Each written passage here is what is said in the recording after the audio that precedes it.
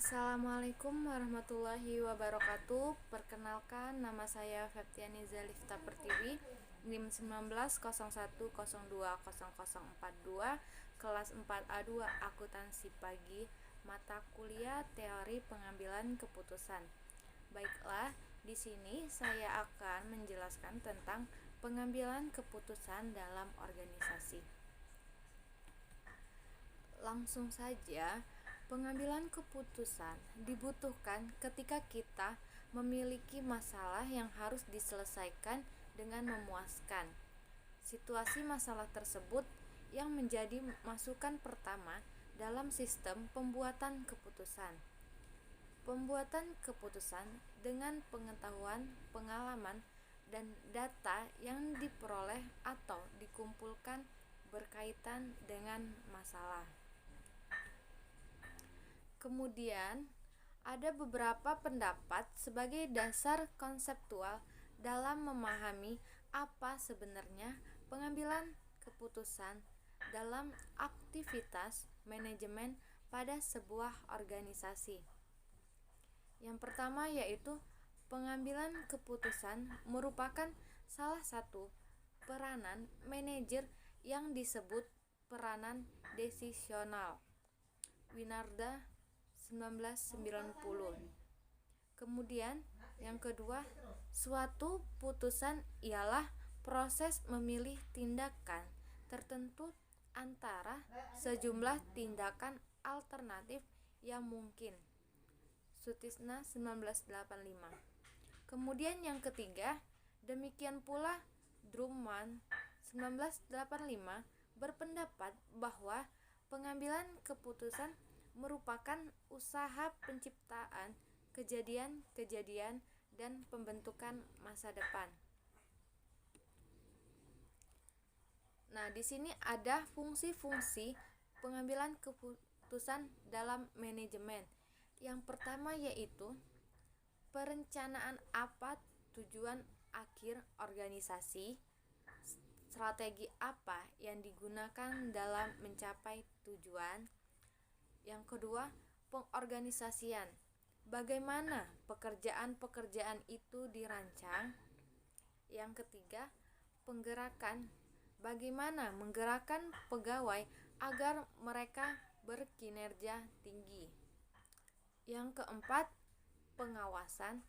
Aktivitas apa saja dalam organisasi yang harus diawasi dan bagaimana menggerakkan organisasi secara efektif. Kemudian di sini ada kerangka kerja yang ada dalam sistem pengambilan keputusan, yaitu posisi orang yang berwenang dalam mengambil keputusan. Yang kedua yaitu problema, penyimpangan dari apa yang dikehendaki dan direncanakan atau dituju. Kemudian situasi si pengambil keputusan itu berada. Kemudian kondisi si pengambil keputusan, kekuatan dan kemampuan menghadapi problem. Kemudian tujuan, apa yang diinginkan atau dicapai dengan pengambilan keputusan.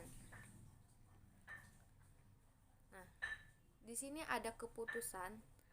Keputusan adalah hasil yang dicapai dari proses pengambilan keputusan, menentukan pilihan atau memutuskan atau arah tindakan tertentu bagi organisasi adalah keputusan.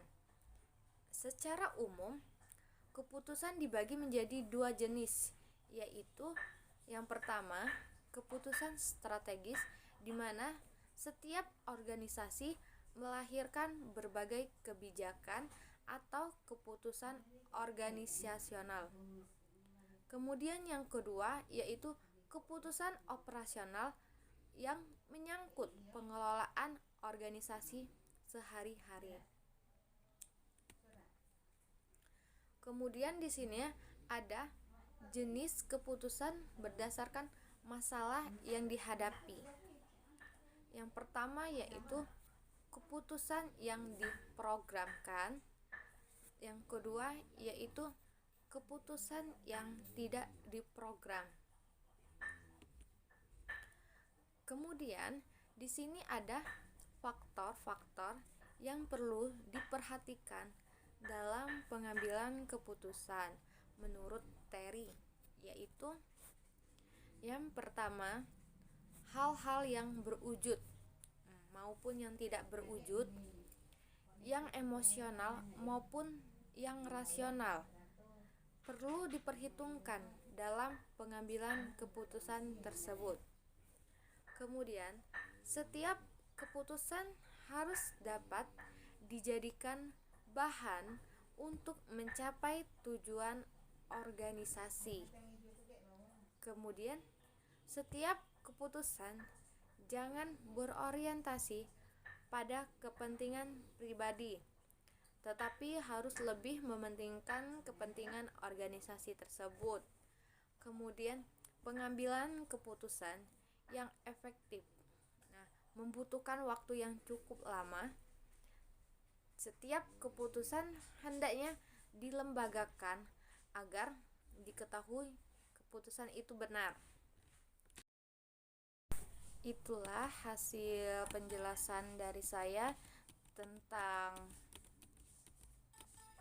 pengambilan keputusan dalam organisasi. Kurang dan lebihnya saya mohon maaf, kepada Allah saya mohon ampun. Wabillahi taufiq wa hidayah. Wassalamualaikum warahmatullahi wabarakatuh.